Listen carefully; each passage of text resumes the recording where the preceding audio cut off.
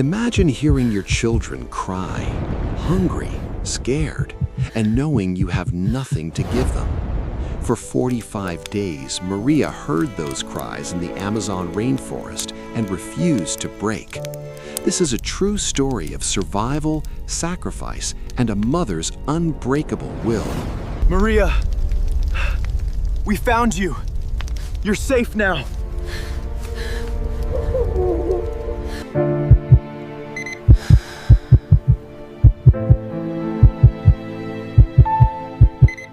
Maria Santos was an elementary school teacher in a small village nestled on the edge of the Amazon basin in Brazil. At 34 years old, she lived a quiet, ordinary life with her two children, Sofia, age 7, and Diego, age 5. Her husband worked in construction in a nearby city, visiting only on weekends. Most days, Maria's world consisted of lesson plans, packed lunches, and the rhythmic routines of motherhood. On March 18, 2019, Maria decided to take the children on a short trip. A cousin had invited them to visit a remote settlement deeper within the rainforest region, about 30 kilometers away. It was meant to be a 3-day journey, a chance for the children to see their extended family, to experience the forest, to breathe in the humidity and wonder of the place their ancestors had inhabited for generations. Maria packed carefully. She filled a small backpack with water bottles, some canned food, a first aid kit, and a machete her cousin had given her years before. She wore sturdy shoes, a light shirt, and a wide-brimmed hat. The children dressed similarly, practical clothes for the jungle environment. By late afternoon, they set out on foot, following a trail that local guides used seasonally. What Maria didn't know was that the rainy season had come early that year.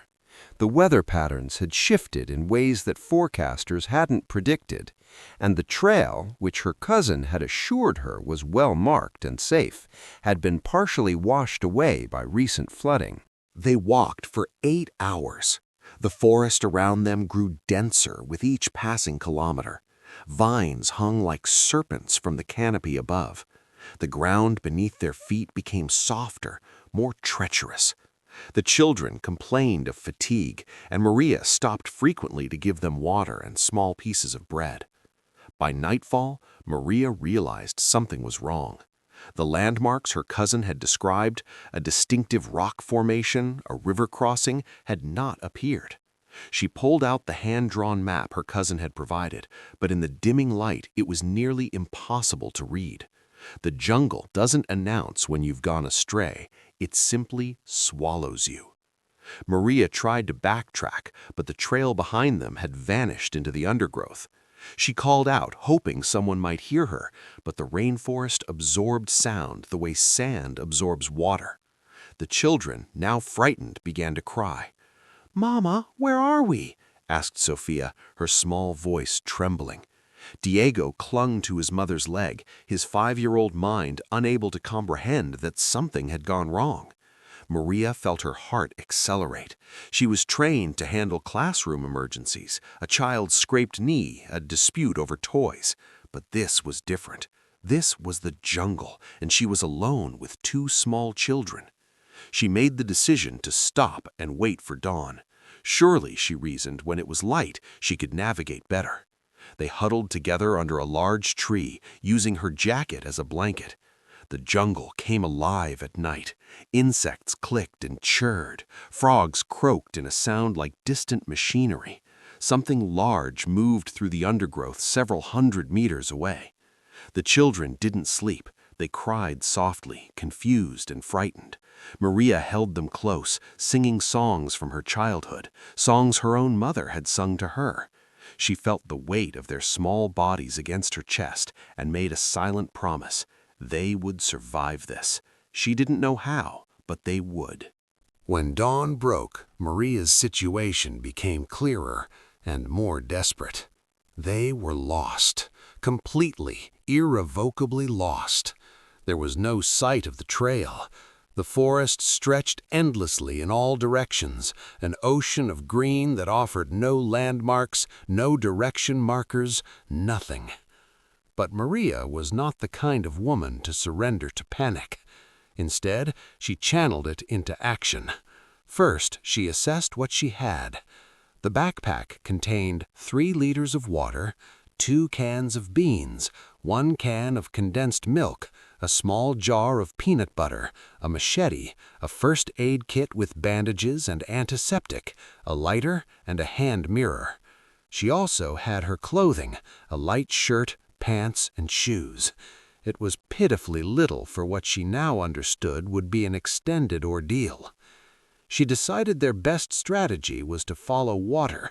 Civilizations exist near water, and water always flows toward populated areas. With the machete, she began cutting through the undergrowth, moving deliberately toward the sound of a distant stream she could hear through the trees. The first 3 days were the hardest on the children. Sofia and Diego weren't accustomed to such exertion. Sofia's feet developed blisters despite her sturdy shoes. Diego complained constantly about hunger, about thirst, about his legs aching. Maria rationed their food carefully, half a can of beans per day, divided into small portions.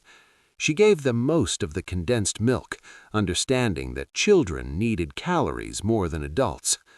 She talked to them constantly, not about their situation, which would only increase their fear, but about happy memories. She told them stories about their father, about their grandmother, about vacations and birthday parties. She turned survival into a game. "Let's see how many different bird sounds we can hear today," she'd say to Diego. "That one sounds like a trumpet, doesn't it? And that one sounds like a bell." Her voice became an anchor in the chaos. As long as they could hear her voice, as long as she sounded calm and present, the children could believe they would be okay. On the 4th day, Diego developed a fever. His forehead was hot to the touch, and he complained that his throat hurt. Maria used one of her precious fresh water bottles to wet a cloth and place it on his forehead. She gave him a piece of the aspirin from her first aid kit, crushed and mixed with a small amount of water. She spent that night awake, listening to his breathing, terrified that whatever illness had taken hold of him would worsen. But by morning, the fever had broken. His throat was still sore, but he was alive and conscious. By the end of the first week, they had traveled perhaps 15 kilometers from the original trail, though Maria had no way of knowing this. They had encountered 2 jaguars in the distance, which fled immediately, showing no interest in humans. Several venomous snakes, which Maria carefully avoided using her knowledge from nature documentaries she'd watched with the children, and countless insects. The insects were in many ways worse than the large predators. Mosquitoes swarmed around them constantly, leaving welts that itched intensely. One morning, Maria discovered that several of the welts on Diego's arm had become infected, the skin around them red and swollen. Using the antiseptic from her first aid kit, she carefully cleaned the wounds. She tore strips from the hem of her shirt to use as bandages, securing them with the medical tape that had come in the kit. She rationed the antiseptic, knowing that once it was gone, she would have no protection against infection. By the 2nd week, their situation had stabilized into a grim routine. They walked during the day, following the stream they had found, stopping frequently to rest. Maria foraged for food, using knowledge she barely possessed but was forced to learn through trial and error. She identified edible plants, certain palm hearts, leafy greens that resembled spinach, berries that birds ate, her logic being that if birds could safely eat them, humans probably could too. Some of her experiments were failures. Once, she tried to eat a root that tasted so bitter it made her gag. Another time, she found a plant that produced a mild allergic reaction in her mouth, causing her lips to swell slightly. But mostly, Through careful observation and cautious testing, she managed to supplement their diet with jungle vegetation. Water was abundant, but dangerous. The stream they followed was a highway for parasites and bacteria. Maria boiled water when possible, using a flat stone heated in their nightly fire as a makeshift cooking surface. On days when she couldn't manage to create a fire, she gave the children the remaining bottled water and drank from the stream herself, rationing her own health to preserve theirs. She caught fish using a method that would have seemed impossibly clever had anyone been there to witness it. She fashioned a net from the hem of her pants, which she had torn into strips and braided together.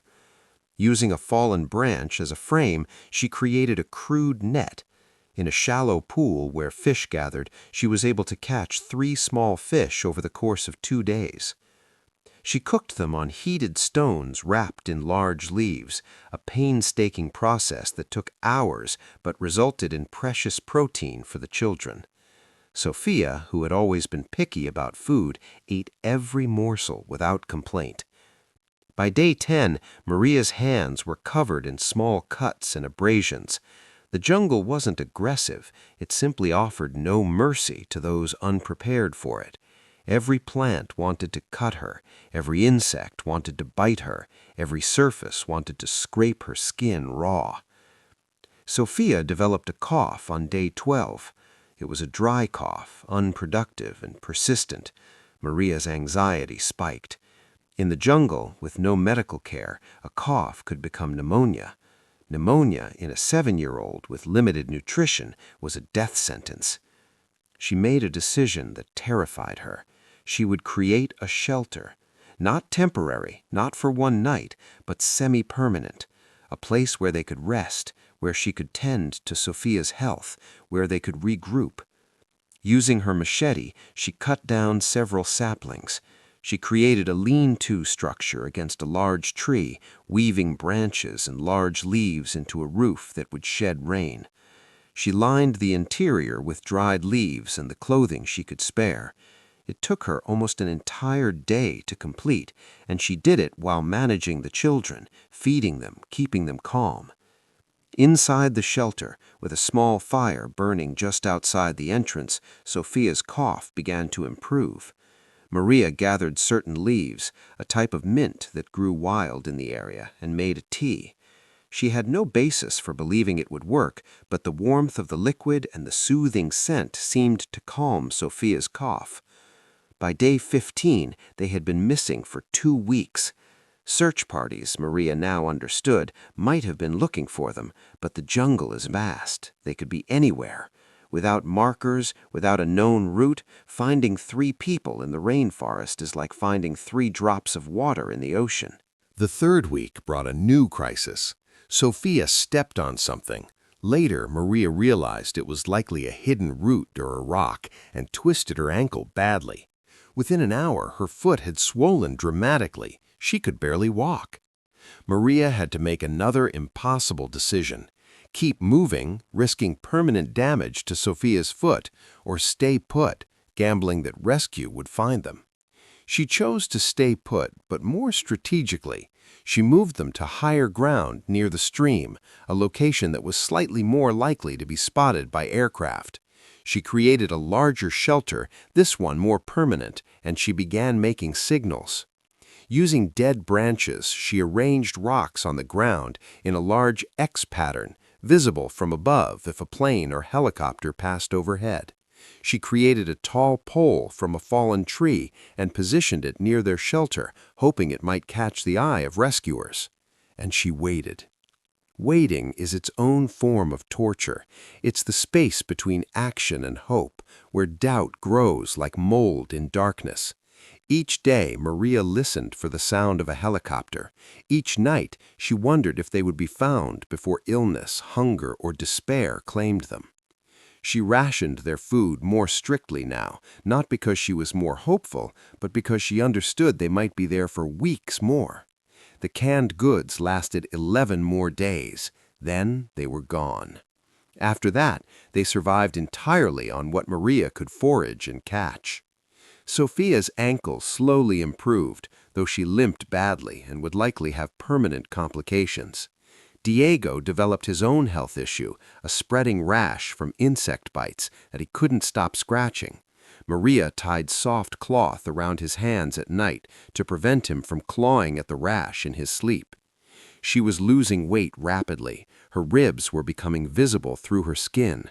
Her strength was diminishing, but her mind remained sharp, focused, determined, because that was the only thing that mattered now: survival.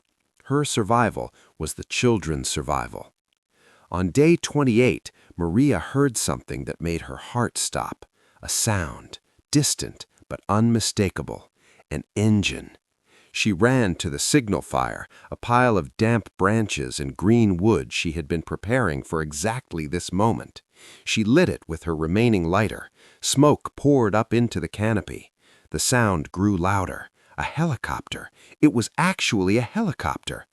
She ran to the open area near the X she had made, pulling both children with her. She waved her arms frantically. Sofia and Diego, understanding what was happening, jumped and screamed.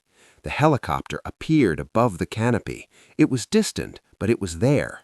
And then it was gone. The sound faded. The helicopter had continued on its route, never seeing them. Maria sat down on the ground and cried, not from despair, but from the overwhelming frustration of being so close to rescue and yet so utterly invisible. Days 32 through 40 came and went in a blur of routine and desperation. Maria was rationing rainwater that she collected in leaves and hollowed logs. The children were perpetually hungry, perpetually tired. They stopped playing. They stopped laughing. They simply existed in a state of survival, each moment an endurance test. On day 39, Diego stopped speaking. He wouldn't talk, wouldn't respond to his mother's voice, would only stare ahead with hollow eyes. Sofia had become withdrawn as well, though she maintained occasional moments of lucidity. Maria recognized the signs of severe malnutrition and trauma. She understood intellectually that they might not survive much longer, but she also understood something else. Her job was to love them, to care for them, to do everything within her power. Whether that would be enough was out of her hands. On the morning of day 44, Maria noticed something that made her pause, a sound, different from the jungle sounds she had learned to identify. Voices, human voices. She grabbed the children and ran toward the sound, following what seemed to be a faint trail leading deeper into the jungle, away from where she had chosen to camp. What she didn't know was that a search team had been deployed weeks before. They had been searching in gradually expanding circles from where the initial report of the missing family had come. They had found the original trail, noticed the divergence point, and had been systematically covering the area. One searcher, a man named Roberto, who worked as a hunting guide, had seen the signal fire from 3 days earlier. He had reported it, but by the time the coordinates were processed and a new search team sent, the fire had died. Still, the report had narrowed the search area significantly. Roberto and his team were making their way through the jungle, calling out periodically. They had done this dozens of times in the past weeks, hearing nothing but the jungle's response. And then they heard it, a voice, a woman's voice, calling in Portuguese. "Help! Please help us!" Maria emerged from the jungle with Sofia and Diego, all three of them skeletal, covered in insect bites and wounds, their clothes torn and filthy. Sofia was limping badly, Diego looked barely conscious, and Maria looked like a ghost of herself, hollowed out by ordeal, held upright only by the sheer force of her will. When Roberto saw them, he wept. He had not expected to find anyone alive. The rescue was complicated. They were still deep in the jungle, still far from any medical facilities.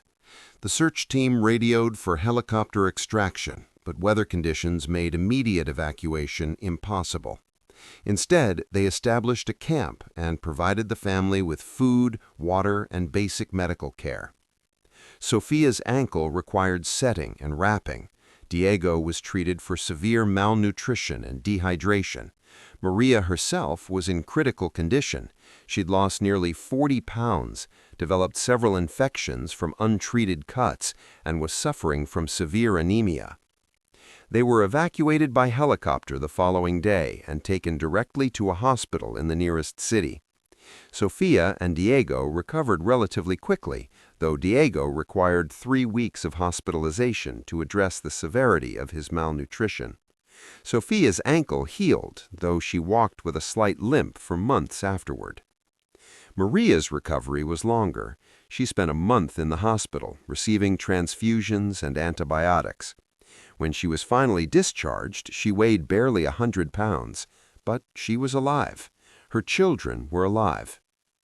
In the months that followed, Maria gave several interviews to news outlets. She was humble about her experience, crediting luck and instinct in equal measure. She spoke about the fear she had felt, but also about the clarity that fear had brought her. She had a single job: keep her children alive. Everything else was irrelevant. When asked how she had found the strength to continue, especially during the later days when hope seemed unreasonable, she said something that stayed with reporters. "I heard my children cry. I heard them ask why I didn't know where we were going, why I had taken them into the jungle, why we were lost and hungry and scared. And I realized that whatever I felt, fear, despair, hopelessness, didn't matter. My job wasn't to feel safe. My job was to keep them safe, and that job was bigger than any doubt I had." Today, Maria lives quietly with her family. She still teaches, though she has never returned to the rainforest. Sofia is 14 now. Diego is 12. Both carry the experience with them, in dreams sometimes, in a heightened awareness of their mother's presence, in small anxieties that flare during storms. But they are alive. And Maria, who was an ordinary teacher in an ordinary village, proved herself to be extraordinary. Not through superhuman strength or impossible skills, but through the one power that transcends all others: a mother's refusal to let her children down.